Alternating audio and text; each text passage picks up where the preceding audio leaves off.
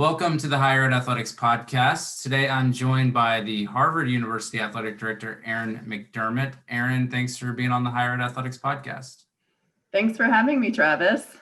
Well, we spoke before, and I kind of wanted to start off on this because we kind of both led off the conversation about what is it like waking up every day knowing you get to work at Harvard University, not only the first American institution of higher education, but it also offers 42 varsity sports, the most in Division I. It's really such an honor. I would say it's humbling to wake up every morning and be reminded of where I am and the significance of this place. It's an amazing institution around, as you said, for a very long time.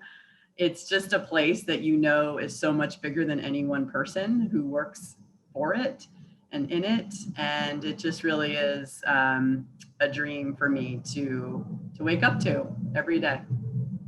Yeah, and you probably haven't been able to be in the actual office, the campus that much, right? Because you started this year. So what's that been like?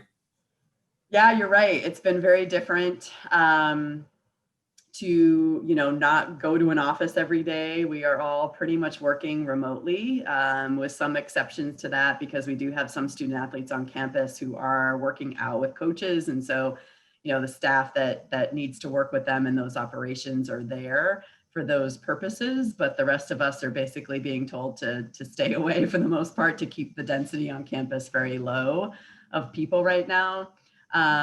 So it's strange, obviously not the way any of us are used to working, but for me in particular, just not having the familiarity with campus as much as others, the couple of times that I have been able to go to campus is actually the remarkable reminder that you suggested in the beginning, because I look around and say, wow, this is where I work.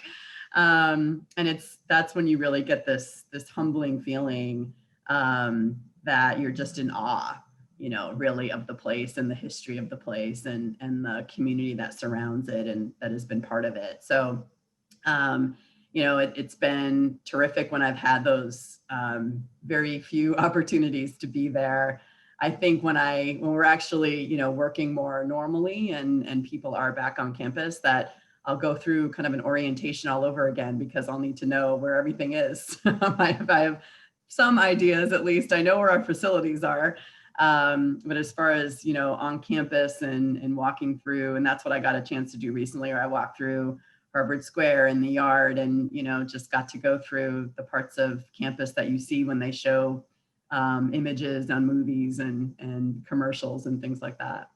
Yeah, I've always been incredibly interested in college campuses, and if I'm on a road trip or I'm anywhere, if there's a college sign, then I usually try and find it, especially ones that have college athletics, and it's kind of just kind of something I've always done, and so I appreciate the history part of it. And we talked about, I told you I'm in a history class for my doctoral program, and something fascinating I learned about Harvard athletics was that the women's crew teams still actually identify as Radcliffe College, which history lesson was one of the 7 sisters colleges that provided all-female education while the Ivy League schools were still all male. Radcliffe merged with Harvard in the 70s, but I'm curious what that is like in the department, with the team still acknowledging Radcliffe and the school colors of black and white.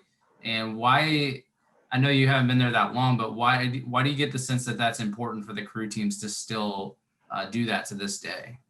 Yeah, it's been a huge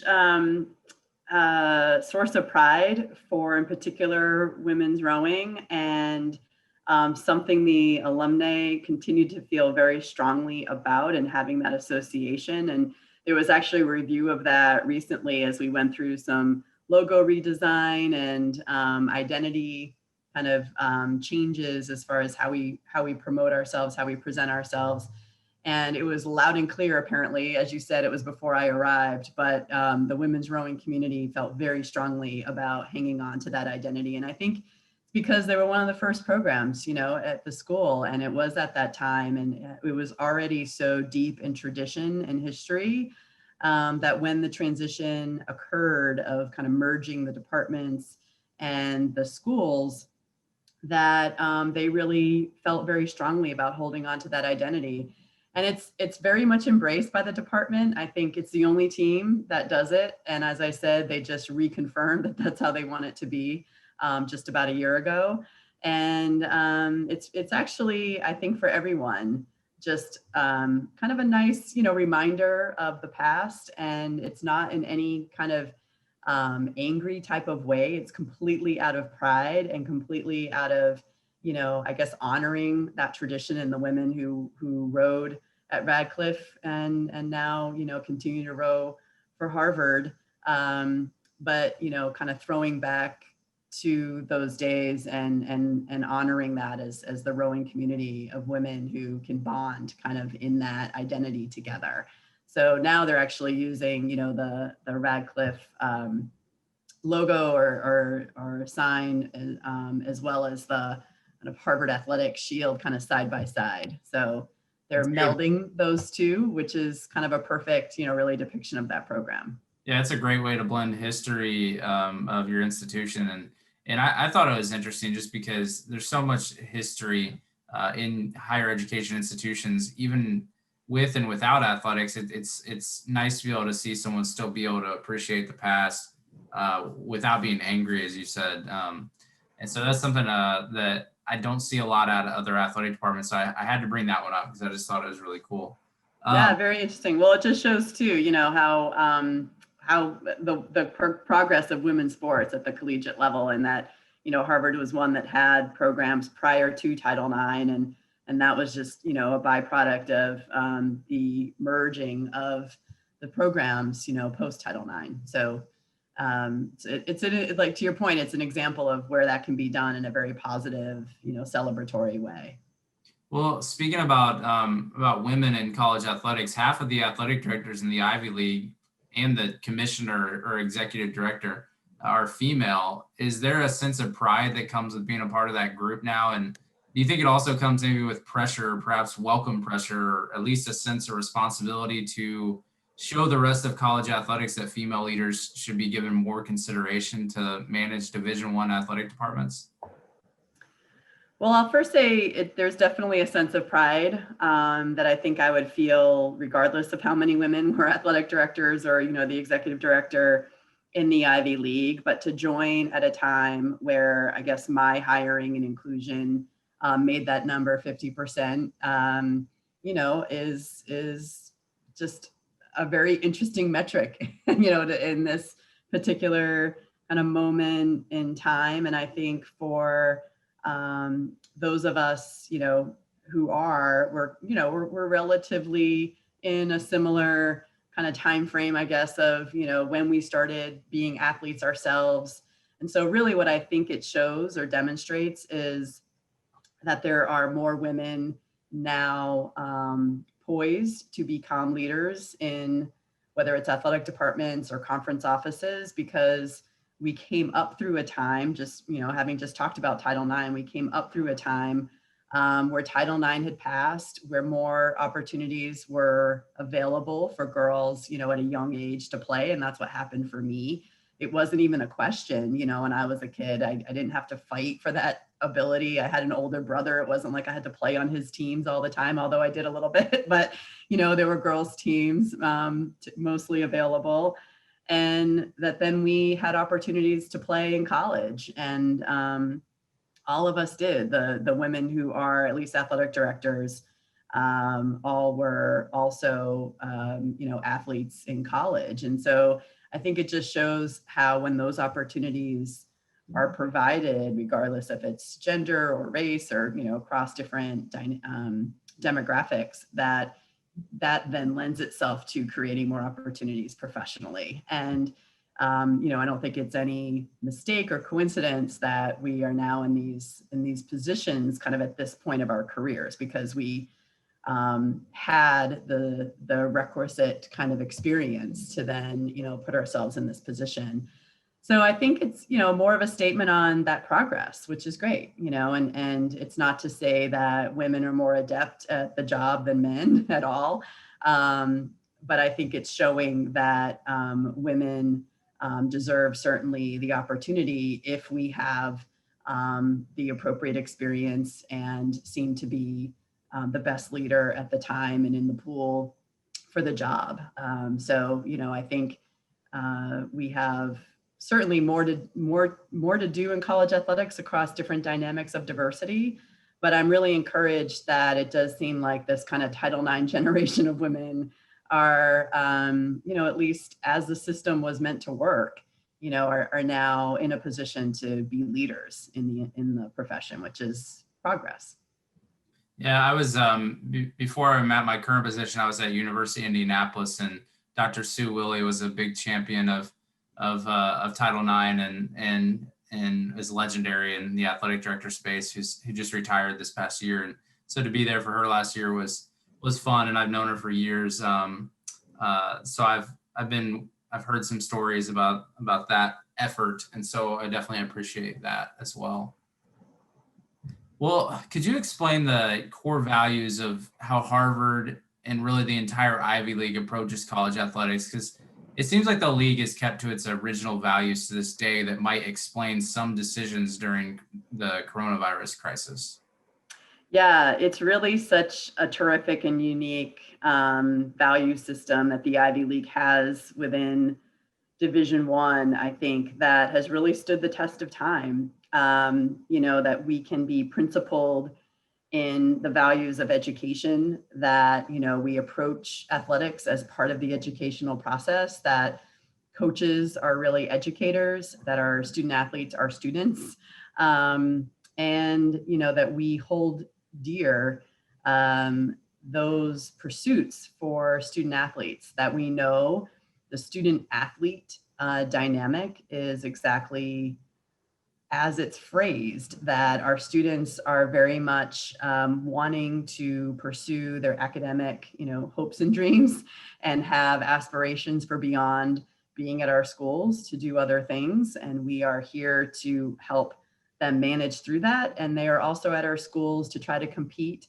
at the highest level that they possibly can and fulfill that competitive spirit within them, and try to push themselves in all ways, both academically and athletically, to become better versions of themselves, to really grow and learn, through that process. So, I think the fact that the Ivy League has been able to maintain, some presence within Division One shows just what a quality experience that it is, and what quality people that we attract, to our institutions without athletic scholarships, and, just being financial aid based.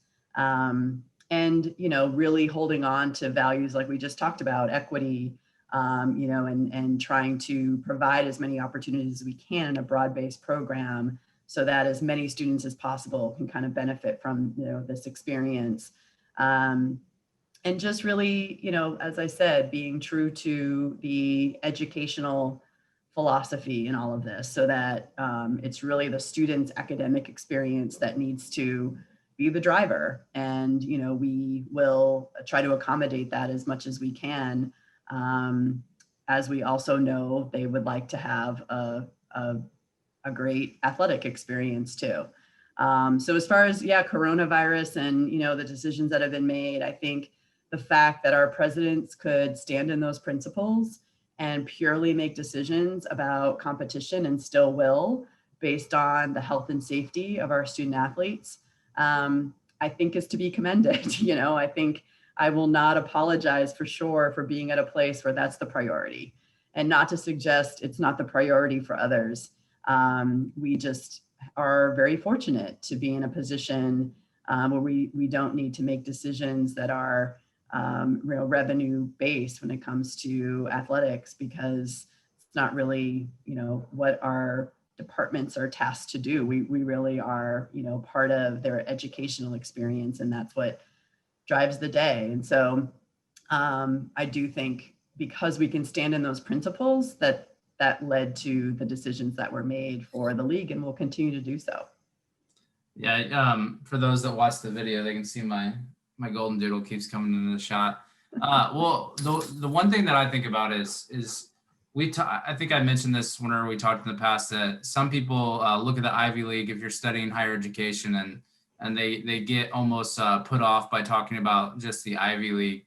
But you have to acknowledge the history there and the prestige that people that go there to compete in sports realize that they would be there if it wasn't for sports, they would still want to be there at the actual institution. And I read a quote from a previous athletic director at Harvard, I believe, that talked about that, about how they truly come here to be students because they appreciate that opportunity. And you all have that ability in the Ivy League, whether people like it or not. I mentioned that it's really like Division III. The model is a lot like Division III, but you're in that Division I where you can still be influential, probably because of the historic nature of your institutions at the past in higher education.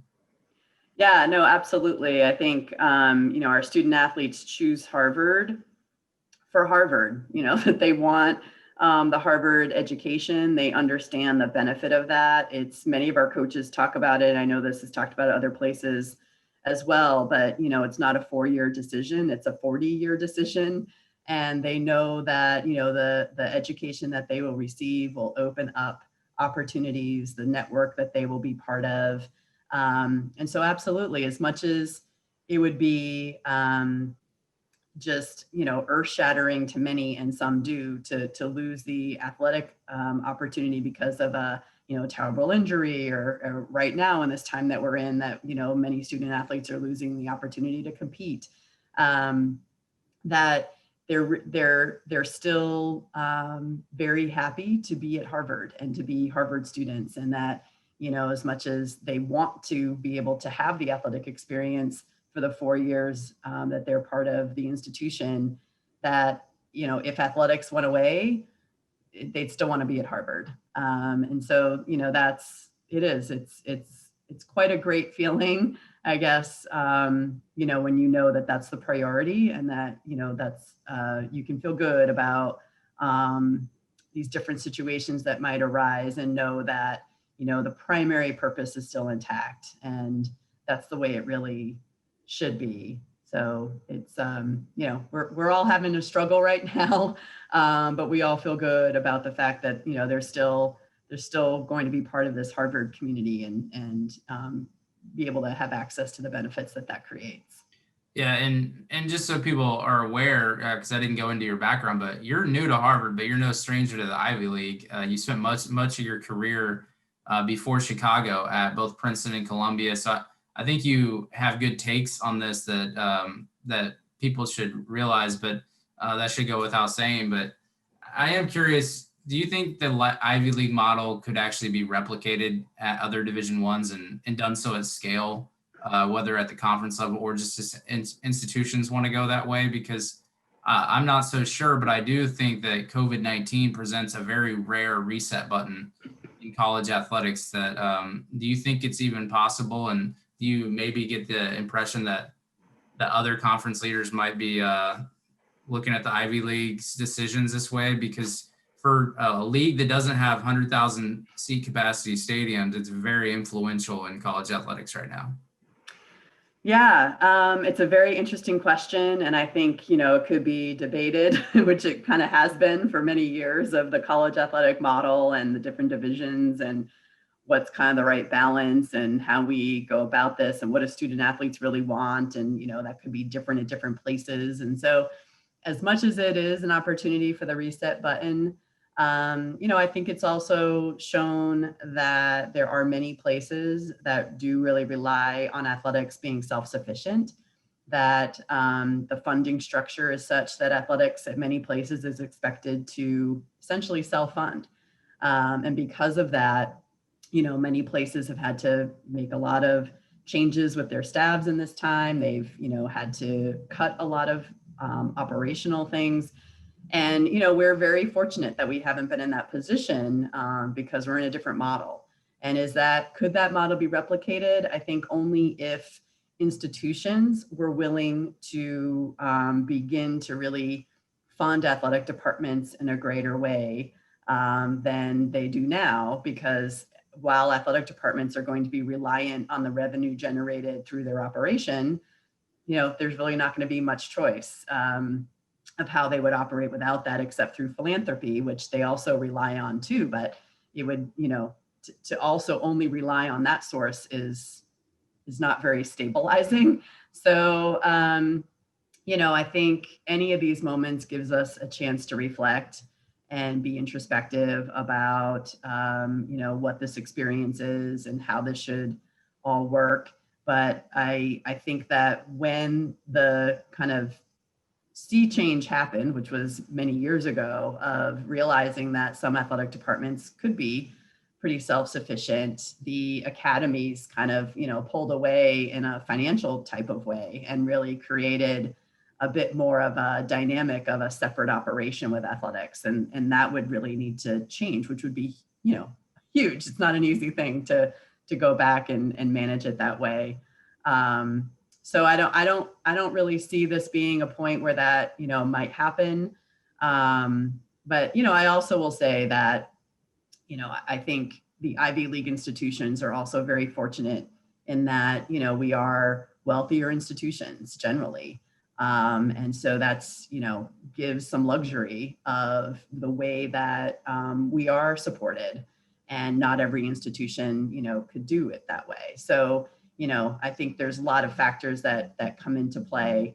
And the fact that we don't have athletic scholarships, I think, we're a group of institutions that can manage that way because we are so attractive and competitive places that people would like to be. And I think there's a subset of places where that could really work. That model really works. Yeah, and really the rest of the ingredients to that is really bad, because Division III can have that model, but they need the size. Most of their students are athletes, and so it's kind of an enrollment thing. A lot of schools are around the country are facing an upcoming enrollment crisis before the coronavirus. And then, like you said, it's not like schools at the Division I level can self-fund or more fund their athletic department during a global pandemic, when they were spending millions of dollars and losing money. So the admiration might be there, but the operational challenges look steep. So Correct. Yeah. Well, Erin McDermott, thank you so much for taking time out of your day to be on the Higher Ed Athletics podcast. I really appreciate it. Thanks, Travis. It was great getting to know you and appreciate the opportunity. Take care.